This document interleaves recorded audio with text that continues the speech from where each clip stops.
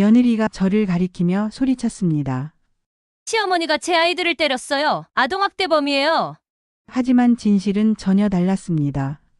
제가 3년간 친손주처럼 사랑했던 그 아이들이 사실은 제 아들의 자식이 아니었던 겁니다.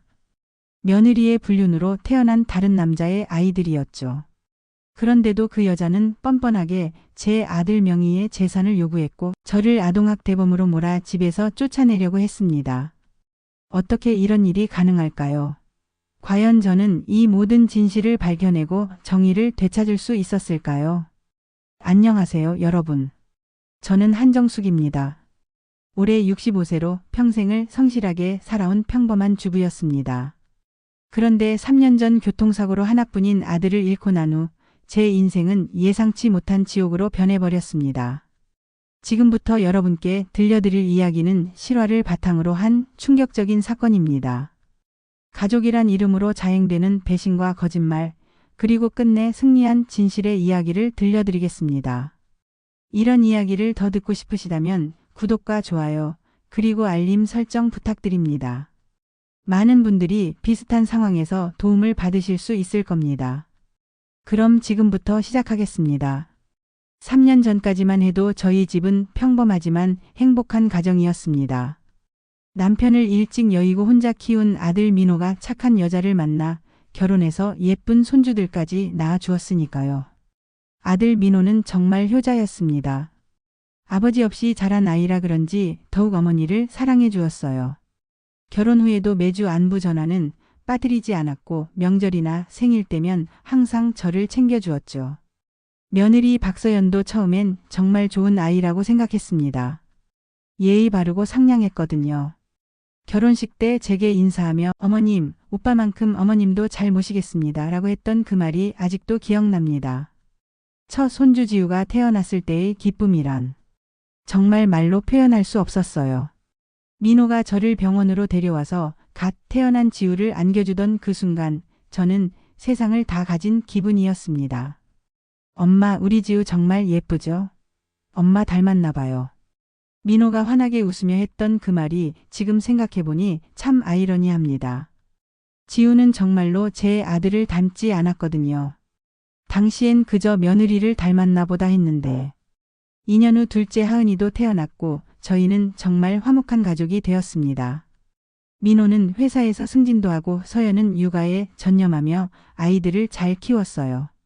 저는 가끔씩 애들을 봐주며 할머니의 즐거움을 만끽했죠. 하지만 그 모든 행복이 한순간에 무너져 버렸습니다. 3년 전 비 오던 금요일 밤 민호가 회식 후 택시를 타고 집으로 돌아오다가 교통사고를 당한 겁니다. 병원에서 연락을 받고 달려갔을 때 민호는 이미 의식을 잃은 상태였어요. 중환자실에서 3일을 버티다가 결국 세상을 떠났습니다. 장례식장에서 서연은 제 손을 꼭 잡으며 울었어요. 어머님, 저 어떻게 하죠? 민호 오빠 없이 어떻게 살아요? 저도 너무 슬펐지만 어린 며느리와 갓난 아이들이 더 걱정됐습니다. 그래서 장례를 치르고 난 후 서연에게 제안했죠. 서연아, 우리 함께 살자. 내가 혼자서 애들 키우기 힘들잖아. 할머니가 도와줄게. 서연은 눈물을 흘리며 고개를 끄덕였습니다. 어머님, 정말 감사해요. 저도 혼자서는 자신이 없어요. 그렇게 저희는 한 집에서 살기 시작했습니다. 민호가 결혼 후 산 30평 아파트에서 시어머니, 며느리, 그리고 두 손주가 함께 사는 4인 가족이 된 거죠. 처음 1년 정도는 괜찮았습니다. 서연도 상을 당한 상황이라 예민할 수 있다는 걸 이해했고 저도 아이들을 돌보는 재미에 힘든 줄 몰랐어요. 하지만 점차 서연의 태도가 달라지기 시작했습니다. 처음엔 작은 것들이었어요. 어머님, 지우가 감기에 걸렸는데 병원에 언제 데려가실 거예요? 어머님, 하은이 기저귀 떨어져 가는데 사셨나요? 마치 제가 아이들을 돌보는 게 당연한 의무인 것처럼 말하기 시작했죠. 물론 기꺼이 했습니다. 제 손주들이니까요. 그런데 시간이 지날수록 서연은 점점 더 당연하다는 듯이 행동했습니다. 아침에 아이들 챙기는 것, 유치원 데려다주고 데려오는 것, 저녁 챙기는 것까지 모든 게 자연스럽게 제 몫이 되었어요. 서연은 취업 준비를 해야 한다며 하루 종일 집을 비우기 시작했습니다. 저는 당연히 아이들을 혼자 돌봤죠. 민호가 세상을 떠난 지 2년이 지나면서 서연의 태도는 완전히 달라졌습니다. 더 이상 예의를 지키려 하지도 않았어요. 어머님, 요즘 집안일을 너무 대충 하시는 것 같은데요. 어머님, 아이들 간식도 제대로 챙겨주지 않으시네요. 어머님, 이제 나이도 드시고 하니까 애들 교육에는 신경 쓰지 마세요. 혼란만 줄 뿐이에요. 제가 뭘 해도 시비를 걸었습니다. 밥을 해주면 짜다, 싱겁다 하고 아이들과 놀아주면 쓸데없이 버릇만 망친다고 했어요. 더 심한 건 제가 돌아가신 민호 이야기를 하거나 민호 사진을 보고 있으면 노골적으로 싫어했다는 겁니다. 어머님, 계속 그렇게 과거에만 매달려 계실 거예요. 죽은 사람 생각만 하지 마시고 현실을 보세요. 그런 말을 들을 때마다 가슴이 미어지는 것 같았어요. 제 하나뿐인 아들인데 그 아들의 아내가 이렇게 말하다니. 민호가 세상을 떠난 지 3년째 되던 어느 날 서연이 늦은 밤에 술에 취해 들어왔습니다. 요즘 자주 있는 일이었어요. 어머님도 이제 혼자 사실 생각 안 해보세요. 갑작스러운 말에 저는 당황했습니다. 무슨 소리니, 서연아. 시아버지도 벌써 돌아가신 지 오래됐고 민호도 없는데 어머님이 여기서 뭘 하세요? 저도 이제 재혼을 생각해야 하는데 시어머니가 계시면 곤란하잖아요. 믿을 수 없는 말이었습니다. 3년 동안 제가 이 집에서 이 아이들을 위해 얼마나 헌신했는데. 서연아, 내가 재혼을 하는 건 내 자유지만 지우와 하은이는 내 손주들이야. 내가 어떻게 아이들을 놔두고 나가겠니? 그러자 서연의 표정이 싸늘하게 변했습니다. 손주라고 하시는데 법적으로는 어머님께 아무 권리도 없어요. 애들 엄마는 저고 애들이 결정하는 건 제 권한이에요. 그날 밤 저는 잠들 수가 없었습니다. 3년 동안 친손주처럼 키운 아이들을 놓고 나가라니. 어떻게 그런 말을 할 수 있을까요? 그로부터 며칠 후 더욱 충격적인 일이 벌어졌습니다. 하은이가 방에서 뛰어다니다가 방문에 이마를 부딪혀서 작은 멍이 생겼어요. 아이가 울면서 달려와서 저는 얼음찜질을 해주고 달래주었습니다. 다행히 큰 상처는 아니었지만 혹시나 해서 병원에 데려가려고 했어요. 그런데 마침 외출했던 서연이 돌아와서 하은이의 이마를 보더니 갑자기 소리를 지르기 시작했습니다. 어머님이 우리 하은이한테 뭘 한 거예요? 아니야, 서연아. 하은이가 뛰어다니다가 문에 부딪힌 거야. 내가 보고 있었어. 거짓말하지 마세요. 어머님이 때렸죠? 무슨 소리야. 내가 왜 하은이를 때려? 그런데 서연은 제 말을 전혀 듣지 않았습니다. 오히려 하은이에게 계속 물어봤어요. 하은아, 할머니가 때렸지? 할머니가 무서웠지? 아이는 무슨 일인지 모르고 울기만 했습니다. 그날 밤 서연이 저에게 와서 믿을 수 없는 말을 했어요. 어머님, 내일 변호사를 만나기로 했어요. 변호사를 왜? 어머님을 아동학대 혐의로 고발할 거예요. 그리고 이 집에서 나가셨으면 좋겠어요. 다음 날 정말로 변호사라는 사람이 집에 찾아왔습니다. 30대 후반으로 보이는 남자였는데 이상하게도 서연과 너무 친밀해 보였어요. 안녕하세요. 변호사 이재훈입니다. 그는 명함을 건네며 차갑게 말했습니다. 한정숙 씨 아동학대 혐의에 대해 이야기하러 왔습니다. 변호사님, 전 아이를 때린 적이 없어요. 하은이가 문에 부딪힌 거라고요. 증거가 있습니까? 목격자라도 있고요. 순간 말문이 막혔습니다. 그때 집에는 저와 하은이만 있었거든요. 이재훈 변호사는 계속해서 위협적으로 말했습니다. 사진도 찍어뒀고 병원에서 진단서도 받았습니다. 아동학대 신고를 하면 경찰 조사를 받게 될 겁니다. 하지만 정말로 아이가 스스로 부딪힌 거예요. 그건 수사기관에서 판단할 일이죠. 다만 그가 잠시 말을 멈추더니 서연을 쳐다봤습니다. 의뢰인 박서연 씨가 원하는 건 단순합니다. 한정숙 씨께서 이 집에서 나가시면 아동학대건은 넘어갈 수 있습니다. 무슨 소리예요? 이건 완전히 협박이잖아요. 협박이 아닙니다. 제안입니다. 서연이 입을 열었습니다. 어머님, 사실 저는 이 집의 상속인이에요. 민호 오빠 명의로 된 이 집과 재산 모든 게 제 것이 될 수 있어요. 하지만 어머님께 마지막 기회를 드리는 거예요. 상속인이라니? 무슨 소리야? 이재훈 변호사가 설명했습니다. 민법 제1001조에 따른 대습상속 규정입니다. 피상속인보다 상속인이 먼저 사망한 경우 상속인의 배우자와 자녀가 대신 상속받을 수 있습니다. 박서연 씨는 김민호 씨의 배우자로서 대습상속권을 가지고 있습니다. 머리가 하얘졌습니다. 그런 법이 있다는 걸 전혀 몰랐어요. 그리고 지우 하은 양도 김민호 씨의 자녀로서 대습상속권을 가지고 있죠. 실질적으로는 박서연 씨가 아이들의 친권자이므로 모든 재산을 관리할 수 있습니다. 그럼 제게는 아무 권리도 없다는 말인가요? 한정숙 씨는 피상속인의 직계존속이므로 유류분 권리는 있습니다. 하지만 전체 재산의 13 정도에 불과하죠. 서연이 비웃듯이 말했습니다. 어머님 이해하셨죠? 이제 이 집 주인은 저예요. 그러니까 조용히 나가세요. 그날 밤 저는 한숨도 자지 못했습니다. 아들이 남긴 집에서 쫓겨나다니. 3년 동안 손주들을 키우며 희생한 모든 게 무의미해지는 순간이었어요. 더 분한 건 아동학대라는 누명을 씌워서 저를 범죄자로 만들려 한다는 거였습니다. 다음 날 아침 지우와 하은이가 제게 와서 안겼어요. 할머니 어디 가세요? 엄마가 할머니 다른 곳으로 가신다고 했어요. 아이들의 순수한 눈을 보니 눈물이 났습니다. 이 아이들에게는 죄가 없는데 할머니는 잠깐 다른 곳에 가 있을 거야.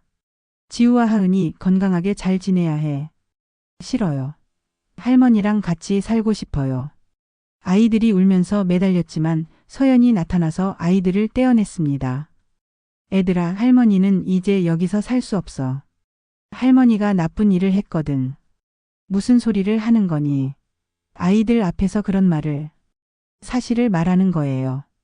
어머님이 하은이를 때린 건 사실이잖아요. 그 순간 제 안에서 무언가가 터졌습니다. 서연아, 당신 정말로 나를 아동학대범으로 만들 거야? 증거가 있으니까요. 좋아. 그럼 나도 끝까지 가보자. 네가 이런 식으로 나온다면 나도 가만히 있지 않겠어. 서연의 표정이 살짝 변했지만 여전히 당당했습니다. 어머님이 뭘 하실 수 있을 것 같아요. 법은 제 편이에요. 하지만 저는 이미 결심했습니다. 이대로 당할 수만은 없다고. 반드시 진실을 밝혀내겠다고. 그날 오후 저는 집을 나왔습니다. 하지만 포기하지 않았어요. 이건 시작에 불과했으니까요. 집을 나온 첫날 밤 저는 근처 모텔에서 잠을 청했습니다. 하지만 도저히 잠이 오지 않았어요. 머릿속에는 온통 서연의 차가운 표정과 아이들의 울음소리만 맴돌았습니다. 다음 날 아침 저는 인터넷 검색을 통해 상속 전문 변호사를 찾아보기 시작했습니다. 여러 법무법인에 전화를 걸었지만 상담비도 만만치 않았고 대부분 현행법상 며느리의 대습 상속권이 인정된다는 비슷한 답변만 돌아왔어요. 그러다 마지막에 전화한 정의 법무법인의 최동원 변호사가 달랐습니다. 어르신 직접 뵙고 자세한 상황을 들어보고 싶습니다. 상담료는 받지 않겠습니다. 50대 중반의 최 변호사는 제 이야기를 끝까지 들어주었습니다. 정말 억울하셨겠어요. 하지만 어르신 현실적으로 대습상속 자체를 막기는 어렵습니다. 그럼 저는 정말 아무것도 할 수 없는 건가요? 아닙니다. 몇 가지 방법이 있어요. 첫째, 아동학대 무고죄로 맞고 바라는 것. 둘째, 며느리의 다른 문제들을 찾아보는 것. 최 변호사는 자세히 설명해 주었습니다. 특히 아동학대 무고는 심각한 범죄입니다. 형법상 10년 이하의 징역에 처해질 수 있어요. 그리고 만약 며느리 측에 다른 법적 문제가 있다면 다른 문제요? 예를 들어 불륜이나 사기 혹은 상속 과정에서의 부정행위 같은 것들 말입니다. 그 순간 저는 뭔가 이상했던 기억이 떠올랐습니다. 서연과 그 변호사가 너무 친밀해 보였던 것, 그리고 지우와 하은이가 민호를 전혀 닮지 않았다는 것. 변호사님, 혹시 DNA 검사 같은 걸 할 수 있을까요? 무슨 의미에서요? 저는 조심스럽게 의심을 털어놓았습니다. 최 변호사의 소개로 김철수라는 사립탐정을 만났습니다. 40대 중반의 그는 전직 경찰 출신으로 이런 사건들을 많이 담당했다고 했어요. 어르신, 일단 며느리 측 변호사 이재훈에 대해 조사해 보겠습니다. 그리고 며느리의 평소 행동 패턴도 파악해야겠고요. 정말 뭔가 나올 수 있을까요? 경험상 이런 뻔뻔한 사람들은 보통 숨기는 게 많습니다. 차근차근 찾아보면 단서가 나올 거예요. 김 탐정은 이틀 후 첫 보고서를 가져왔습니다. 일단 이상한 점을 발견했습니다. 그는 몇 장의 사진을 꺼냈어요. 서연이 카페에서 이재훈과 만나는 모습이었는데 변호사와 의뢰인 관계로 보기에는 너무 친밀했습니다. 이 사진들을 보세요. 손을 잡고 있고 여기서는 포옹도 하고 있네요. 정말 이상하긴 하네요. 그리고 더 중요한 건 이 사람들이 만난 게 처음이 아니라는 겁니다. 주변 상인들 증언에 따르면 최소 1년 전부터 자주 만났다고 하네요. 1년 전이면 민호가 죽고 2년이 지난 시점이었습니다. 그리고 어르신, 이것도 보세요. 김 탐정이 또 다른 자료를 꺼냈습니다. 이재훈 변호사의 이력을 조사해 봤는데 흥미로운 사실이 있어요. 이 사람 5년 전까지 박서연과 같은 회사에서 일했습니다. 같은 회사요? 네. 박서연이 김민호 씨와 결혼하기 전에 다니던 광고회사에서 법무팀장으로 일했어요. 이제 조금씩 퍼즐이 맞춰지기 시작했습니다. 일주일 후 김 탐정으로부터 더욱 충격적인 연락이 왔습니다. 어르신, 급히 만나야겠습니다. 중요한 걸 발견했어요. 탐정 사무실에서 만난 김 탐정의 얼굴은 심각했습니다. 어르신, 앉아서 들으세요. 충격적인 내용이에요. 그가 꺼낸 건 병원 진료 기록이었습니다. 박서연의 산부인과 진료 기록을 입수했습니다. 물론 합법적인 방법으로요. 그게 뭐가 중요한가요? 지우군의 출생 기록을 보세요. 여기 임신 추정 시점이 나와 있는데 저는 날짜를 계산해 봤습니다. 그리고 깜짝 놀랐어요. 이게 민호와 서연이 결혼하기 전이네요. 맞습니다. 그런데 더 중요한 건 하은 양의 출생 기록도 마찬가지라는 겁니다. 김 탐정이 추가 자료를 보여줬습니다. 지우군은 결혼하기 전에 임신됐고 하은 양은 김민호 씨가 해외 출장 중일 때 임신된 거예요. 그런데 김민호 씨는 결혼 전에 박서연과 동거한 적이 없다고 하셨죠. 맞았습니다. 민호는 결혼 전까지 저와 함께 살았고 서연과는 연애만 했을 뿐 동거하지 않았어요. 그럼 이 아이들의 아버지는 이재훈일 가능성이 높습니다. 시기적으로 맞아떨어져요. 머리가 하얘졌습니다. 3년 동안 친손주라고 생각하고 키운 아이들이 실제로는. 하지만 확실한 증거가 필요합니다. DNA 검사를 해야겠어요. 하지만 DNA 검사는 쉽지 않았습니다. 아이들이 서연과 함께 살고 있어서 검체를 구하기가 어려웠거든요. 김 탐정이 해결책을 제시했습니다. 어르신, 아이들이 다니는 유치원에서 기회를 만들어 보겠습니다. 제가 아는 사람이 그 유치원에서 일하거든요. 며칠 후 기적 같은 기회가 왔습니다. 지우가 유치원에서 코피를 흘려서 휴지에 혈흔이 묻었고 하은이는 간식을 먹다가 컵에 타액이 묻었다는 연락이 왔어요. 물론 합법적인 방법으로 구했습니다. 유치원 측에서 아이가 아파서 검사가 필요하다고 하니 협조해 주더군요. 그리고 이재훈의 검체는 더 쉽게 구할 수 있었습니다. 그가 자주 가는 카페에서 사용한 컵을 구한 거였죠. DNA 검사 결과가 나오기까지 2주가 걸렸습니다. 그 2주는 제 인생에서 가장 긴 시간이었어요. 최 변호사 사무실에서 결과를 확인하는 날, 제 손은 덜덜 떨리고 있었습니다. 어르신, 마음의 준비를 하세요. 변호사가 봉투를 열었습니다. 지우군과 이재훈의 친자 확률 99.99%, 하은 양과 이재훈의 친자 확률 99.99%. 예상했던 결과였지만 실제로 확인하니 충격이 더 컸습니다. 그리고 이것도 보세요. 김 탐정이 추가 자료를 내놨습니다. 이재훈과 박서연의 과거 관계를 더 조사해 봤는데 둘이 5년 전부터 연인 관계였던 것 같습니다. 여러 증언자들이 있어요. 5년 전이면 박서연이 김민호 씨와 연애를 시작한 시점과 비슷합니다. 즉 이중 생활을 했던 거죠. 더 충격적인 건 그 다음이었습니다. 그리고 결정적인 증거를 발견했습니다. 김 탐정이 휴대폰을 꺼냈어요. 박서연의 휴대폰 메시지를 복구했습니다. 물론 합법적인 방법으로요. 화면에 떠오른 메시지들을 보고 저는 경악했습니다. 2021년 3월 민호 사망 후 한개월 후에 서연 이제 정말 자유롭게 만날 수 있겠네. 이재훈 그래도 당분간 조심해야 해. 시어머니가 의심하면 안 돼. 2022년 5월 서연지우와 하은이가 자꾸 아빠를 찾아. 진짜 아빠한테 데려가고 싶어. 이재훈 아직은 안 돼. 상속 문제가 정리될 때까지 기다려. 2023년 8월 이재훈 시어머니 문제 어떻게 할 거야? 서연 좋은 방법이 있어. 아동학대로 몰아서 쫓아낼 거야. 모든 증거가 모였습니다. 이제 반격할 시간이었어요. 최 변호사가 전략을 설명해 주었습니다. 먼저 아동학대 무고죄로 박서연을 고발하겠습니다. 증거가 충분해요. 그리고 이재훈은 어떻게 하죠? 변호사 윤리 위반이죠. 이해관계가 있는 사건의 변호사로 나서면서 사실을 은폐한 거예요. 변호사 자격 박탈감이에요. 김 탐정이 덧붙였습니다. 그리고 가장 중요한 건 아이들의 대습상속권 문제입니다. 그게 무슨 뜻이죠? 최 변호사가 설명했습니다. 지우와 하은이가 김민호 씨의 친자가 아니라면 대습상속권도 없습니다.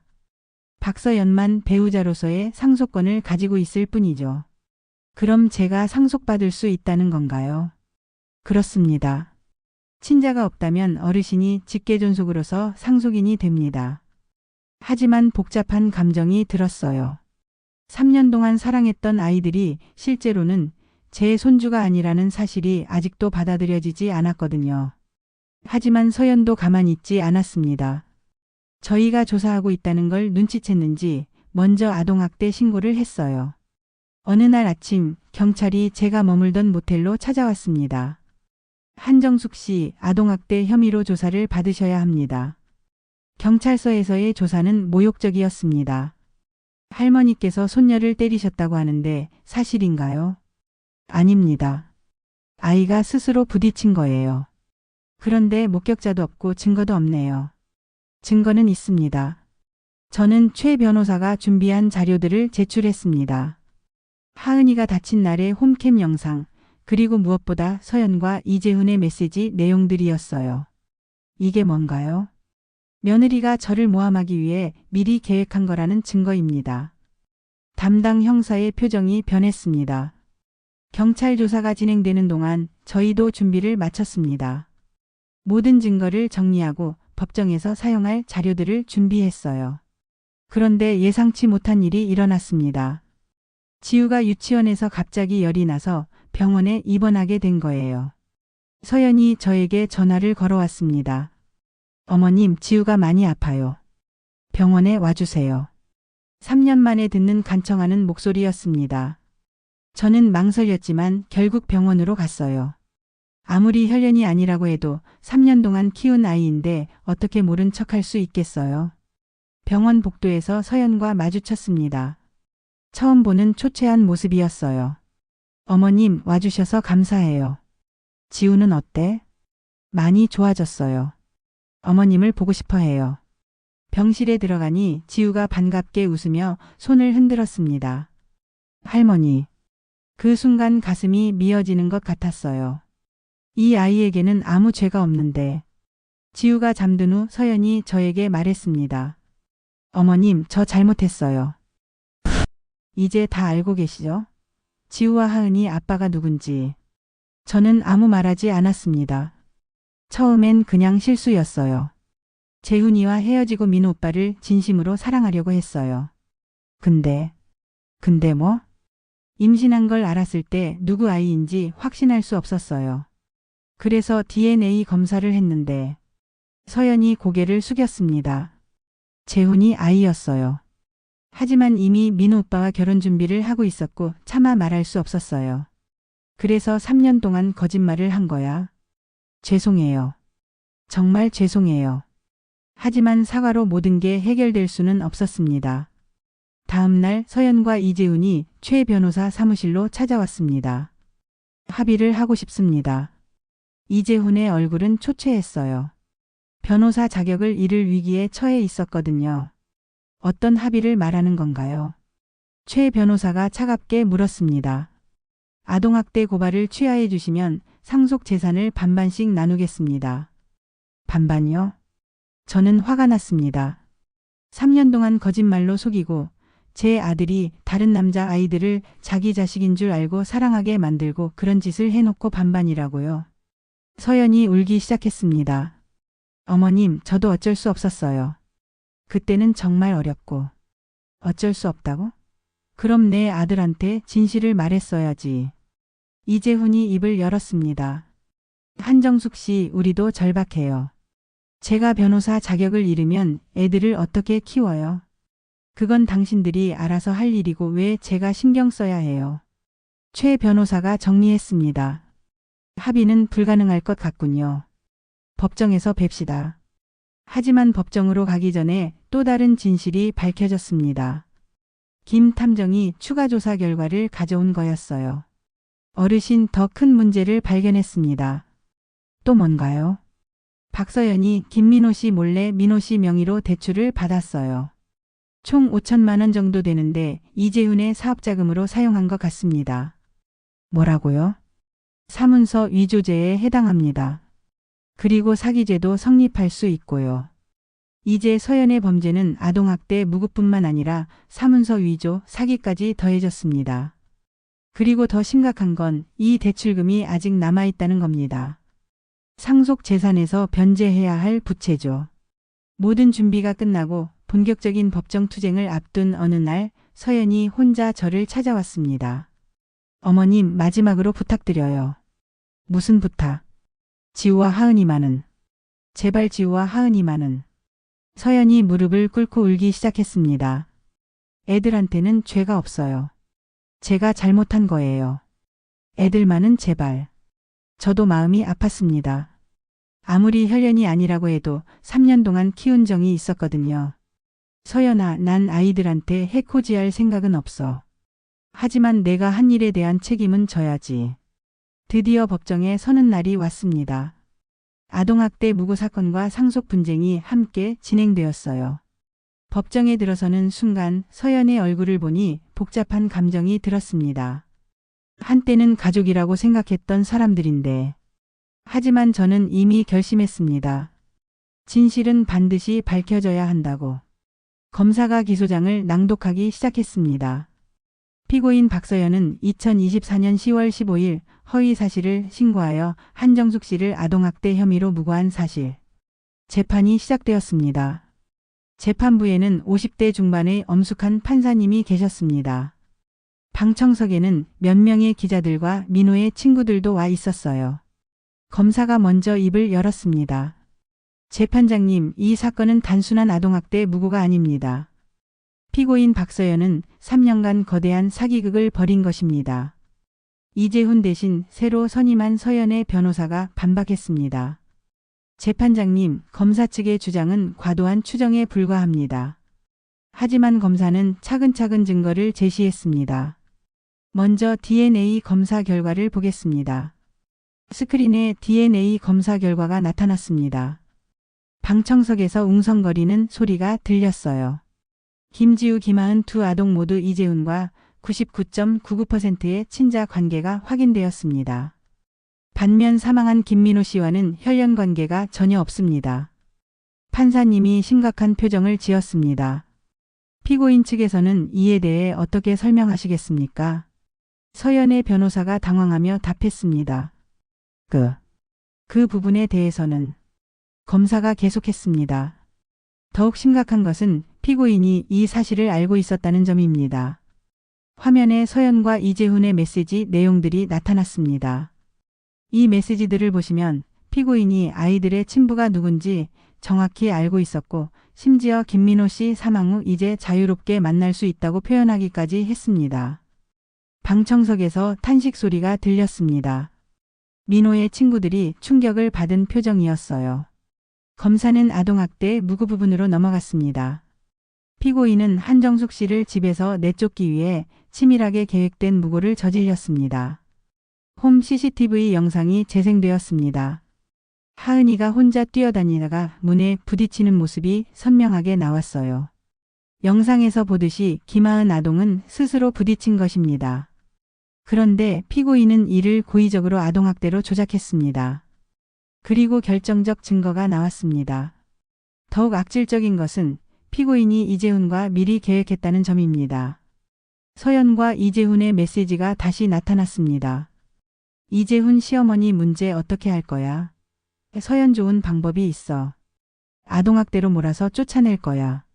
이 메시지를 본 판사님의 표정이 굳어졌습니다. 피고인 이 메시지에 대해 설명해 보십시오. 서연은 고개를 푹 숙인 채 아무 말도 하지 못했습니다. 검사는 추가 혐의들도 공개했습니다. 피고인은 김민호 씨 몰래 민호 씨 명의로 5천만 원을 대출받아 이재훈의 사업 자금으로 사용했습니다.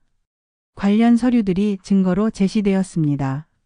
이는 명백한 사문서 위조이자 사기입니다. 더욱이 김민호 씨 사망 후에도 이 사실을 숨기고 상속 재산으로부터 변제받으려 했습니다. 서연의 변호사가 애써 변호했습니다. 재판장님, 의뢰인은 당시 어린 나이였고 불가피한 상황이었습니다. 하지만 검사의 반박은 냉정했습니다. 어린 나이라는 변명으로 3년간의 조직적 사기 행각을 정당화할 수는 없습니다. 이재훈에 대한 변호사 징계 절차도 동시에 진행되었습니다. 변호사 윤리위원회 위원이 증인으로 출석했어요. 이재훈 변호사는 자신이 친부인 아이들의 상속 사건의 변호사로 개입하면서 이해관계를 숨겼습니다. 이는 변호사 윤리 규정 위반입니다. 이재훈은 변호사 자격 정지 6개월 처분을 받았고 추가로 사기 방조 혐의로 기소되었습니다. 재판 막바지에 서연이 최후 진술을 했습니다. 재판장님, 정말 죄송합니다. 서연은 울면서 고개를 숙였습니다. 제가 어리고 무지해서 큰 죄를 지었습니다. 어머님께 정말 죄송하고. 그때 저도 증언대에 섰습니다. 재판장님, 저는 3년 동안 지우와 하은이를 친손주처럼 사랑했습니다. 제 목소리가 떨렸어요. 혈연이 아니라는 걸 알게 된 지금도 그 아이들이 미워지지는 않습니다. 하지만 며느리가 한 일은 용서할 수 없습니다. 저를 아동학대범으로 몰아무고했을 때 제가 얼마나 절망했는지 아실 겁니다. 평생을 성실하게 살아온 사람을 범죄자로 만들려 했던 그 악의를 용서할 수 없습니다. 2주 후 판결이 선고되었습니다. 피고인 박서연에게 징역 2년, 집행유예 3년을 선고합니다. 아동학대 무고 사문서 위조, 사기 등의 혐의가 모두 인정됩니다. 서연은 그 자리에서 무너져 내렸습니다. 단 피해자 한정숙 씨가 선처를 요청한 점을 감안하여 집행유예를 선고합니다. 저는 실형을 원하지 않았어요. 그래도 지우와 하은이의 엄마였으니까요. 상속 분쟁도 명확하게 해결되었습니다. 김지우, 김하은 두 아동은 김민호 씨의 친자가 아니므로 대습 상속권이 없습니다. 따라서 한정숙 씨가 직계존속으로서 상속인이 됩니다. 다만 박서연은 김민호 씨의 배우자로서 배우자 상속분을 가집니다. 결국 상속 재산의 23는 제가, 13은 서연이 가져가게 되었습니다. 하지만 서연이 만든 5천만 원 부채를 제외하면 실질적으로는 제가 대부분을 상속받았어요. 판결이 확정된 후 저는 지우와 하은이를 만났습니다. 서연이 아이들을 데리고 친정으로 내려가기 전이었어요. 할머니, 왜 엄마가 자꾸 울어요? 지우가 순수한 눈으로 물었습니다.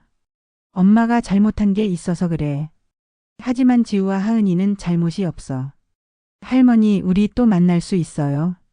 하은이가 제 손을 꼭 잡았습니다.